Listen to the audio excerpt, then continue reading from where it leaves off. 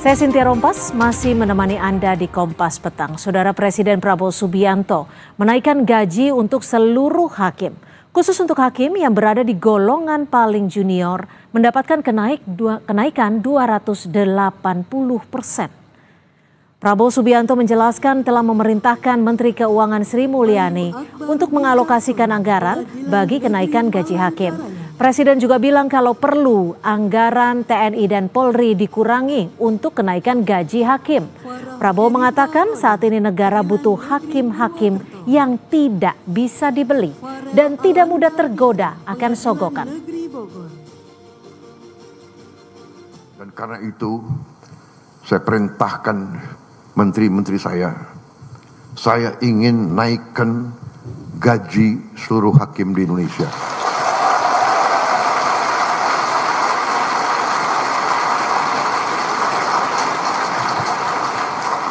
Cari uangnya, enaknya jadi presiden tuh tinggal perintah-perintah. Yang pusing menteri-menteri, terutama menteri keuangan. Saya minta dinaikkan, datang ke saya, segini Pak, kurang.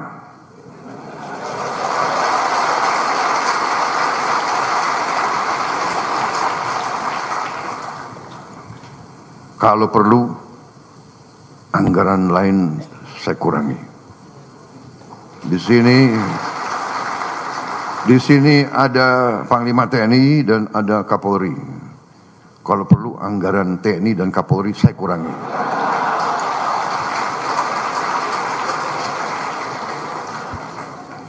Percuma kita punya polisi yang hebat, tentara yang hebat. Si koruptor, si maling, si bajingan itu begitu ke pengadilan lolos. Kasihan ini anak buahmu Kapolri. Jadi kita butuh hakim-hakim yang benar-benar tidak bisa digoyahkan, tidak bisa dibeli. Saya Prabowo Subianto, Presiden Republik Indonesia ke-8, hari ini mengumumkan bahwa gaji-gaji hakim akan dinaikkan demi kesejahteraan para hakim dengan tingkat kenaikan bervariasi sesuai golongan, di mana kenaikan yang tertinggi mencapai 280%.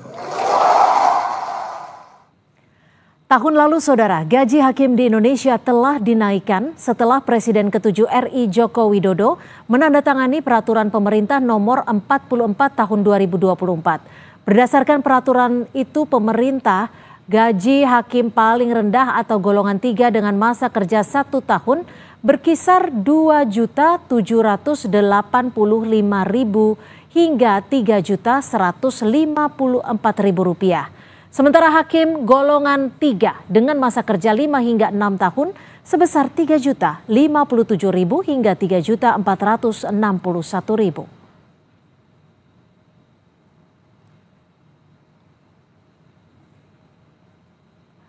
Saudara Presiden Prabowo Subianto menaikkan gaji untuk hakim hingga 280%.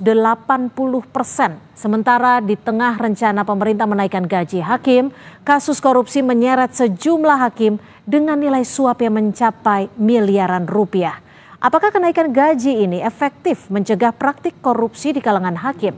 Kita akan bahas bersama politisi Gerindra, sudah ada Bung Hendar Samarantoko, serta peneliti Pukat UGM, sudah ada Mas Zainur Rohman. Selamat petang Mas Zainur, Bung Hendar Sam, terima kasih sudah bergabung bersama kami di Kompas Petang. Saya ke Mas Zainur terlebih dahulu. Mas Zainur, ini kenaikannya bisa dikatakan cukup dan sangat fantastis. Untuk golongan terendah 280%. Tapi di sisi lain ada banyak kasus yang menjerat hakim. Tanggapan Anda? Ya, yang pertama kami apresiasi ya itikat baik dari Presiden Prabowo yang memperhatikan kesejahteraan dari hakim di Indonesia. Ini memang satu kebutuhan agar hakim bisa sejahtera. tadi disampaikan yang 2 juta itu adalah gaji ya, tetapi di luar itu masih ada banyak tunjangan. Kalau di total take home pay per bulan bisa belasan juta untuk hakim dengan posisi terendah. Untuk hakim agung take home pay-nya adalah ratusan juta.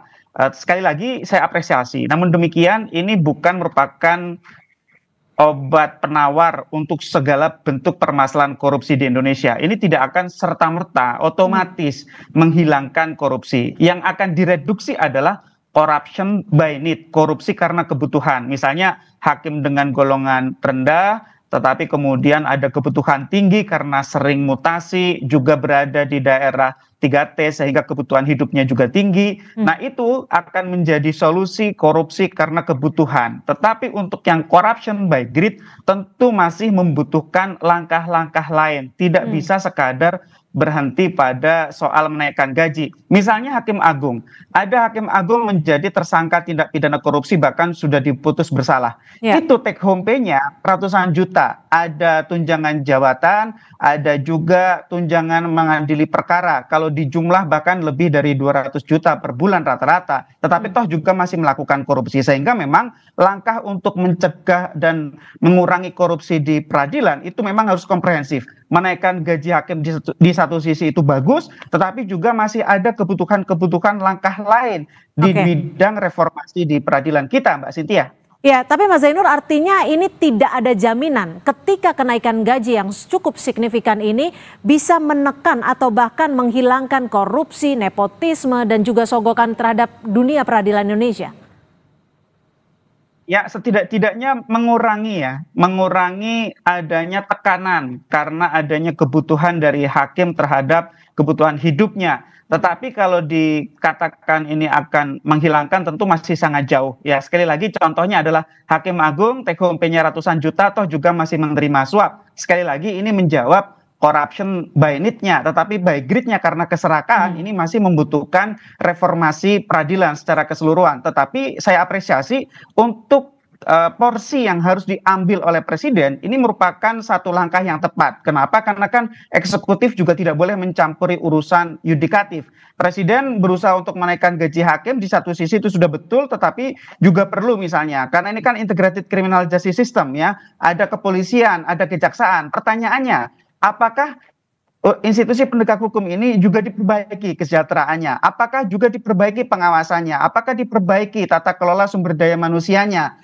Apakah juga diperbaiki bagaimana sistem untuk mencegah mereka main perkara? Juga di kelompok Bang Hendar Sam gitu ya, misalnya advokat gitu ya. Advokat kita juga sampai sekarang dari sisi penegakan kode etik sangat lemah. Ini kan kita multibar, barbar bahkan ada orang mengatakan gitu ya. Ini bagaimana di kelompok advokat yang juga menjadi bagian dari masalah. Itu kan juga perlu perbaikan di kelompok advokat itu. Sehingga memang sekali lagi saya katakan yang ketiga kalinya, ini merupakan langkah tepat tetapi masih butuh langkah-langkah lain untuk memperbaiki dunia peradilan kita. Ini tidak akan kemudian serta-merta menghilangkan korupsi dari dunia peradilan. Ya, Bung Hendar Sam, ini urgensinya sebenarnya seperti apa? Karena kalau kita lihat saat ini seperti yang dikatakan Mas Zainur bahwa banyak juga hakim-hakim yang take home pay-nya sudah cukup banyak tapi juga masih greedy gitu loh. Masih serakah untuk mendapatkan uang dari penanganan korupsi atau penanganan kasus.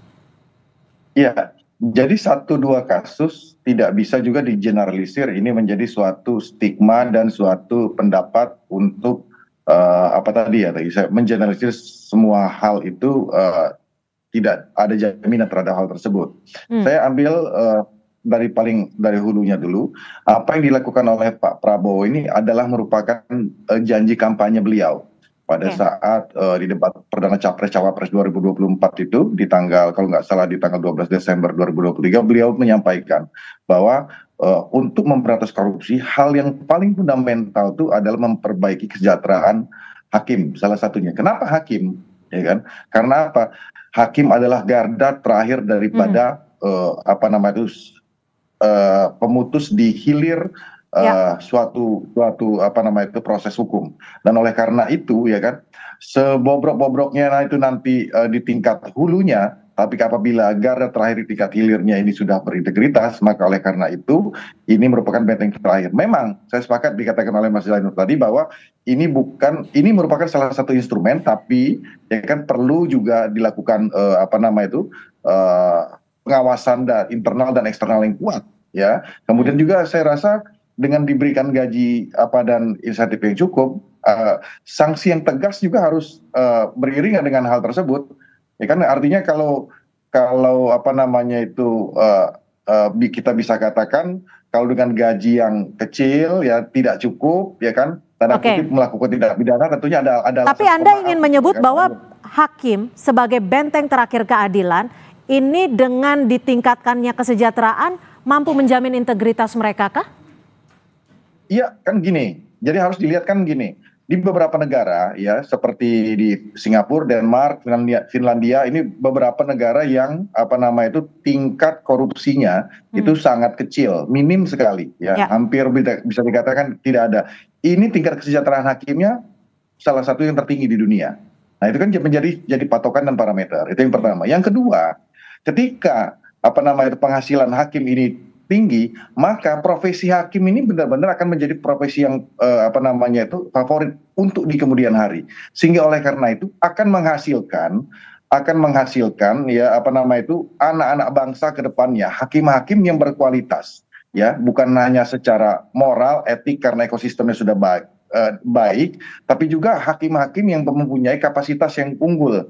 Jadi ini kan akan menjadi suatu ekosistem dan efek domino yang berkelanjutan ke depannya. Jadi memang tesis tentang masalah apakah ini bisa dijadikan patokan bahwa dengan gaji yang tinggi kita bisa lihat di beberapa negara yang memang tingkat korupsinya sangat minim sekali. Mas Zainur, Anda tadi berulang kali menyatakan bahwa diperlukan pengawasan, diperlukan peraturan yang untuk memastikan bahwa ketika gaji sudah naik bisa berjalan beriringan. Pengawasan seperti apa yang paling tepat ketika hakim-hakim ini sudah menerima anggaran yang bisa dikatakan cukup fantastis ini? Ya, revitalisasi Komisi Yudisial. Komisi Yudisial itu sangat lemah posisinya saat ini. Di konstitusi sebenarnya sudah diatur, tetapi undang-undang yang mengatur tentang Komisi Yudisial itu menempatkan Komisi Yudisial dengan kewenangan-kewenangan yang sangat terbatas. Yang kedua adalah Bawas, Badan Pengawas Mahkamah Agung. Ini juga perlu ditingkatkan. Misalnya dari kelembagaan sudah ada wacana dari dulu untuk meningkatkannya menjadi Inspektorat Jenderal Mahkamah Agung. Itu juga perlu untuk segera dilakukan. Juga perlu bagaimana agar ada bentuk tanggung jawab pimpinan. Ketika ada seorang hakim melakukan korupsi, maka pimpinannya harus bertanggung jawab secara administratif. Yaitu apa? Dicopot dari jabatannya sesuai dengan satuan kerjanya. Kalau hakim di tingkat pertama, maka ketua pengadilan di tingkat pertamanya harus dicopot. Sebagai bentuk apa? Bentuk sanksi karena kegagalan melakukan pembinaan dan pengawasan.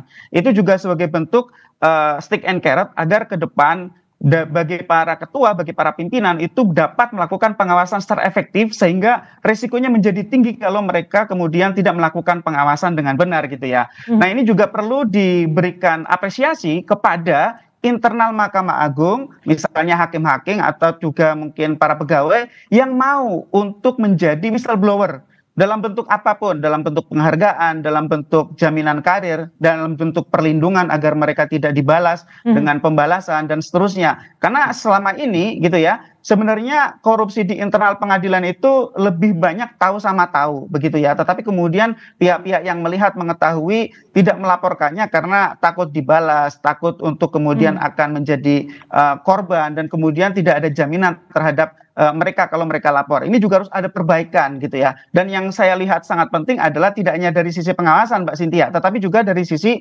pengelolaan sumber daya manusia. Bagaimana caranya agar hakim-hakim yang berkualitas, yang jujur, yang baik, berintegritas itu dapat menjadi champion, dapat menjadi pimpinan-pimpinan di masing-masing satkernya. Itu hanya bisa dilakukan kalau gitu ya, sistem promosi di Mahkamah Agung itu mengutamakan nilai integritas, gitu ya. Misalnya ketika akan promosi harus dilakukan penelusuran terhadap rekam jejak. Bagaimana apakah mereka selama ini punya cacat dari sisi etik, dari sisi moral. Itu yang kemudian harus diutamakan dibandingkan misalnya karena koneksi, karena lain-lain. Itu Mbak Cynthia. Baik, terima kasih Mas Zainur Rohman dan juga Bung Hendar Samarontoko sudah berbagi perspektif di Kompas Petang. Selamat sore. Selamat sore, terima kasih Cynthia. Saudara, informasi lainnya di Kompas Petang masih akan kami sajikan selepas jeda. Di antaranya Presiden Prabowo Subianto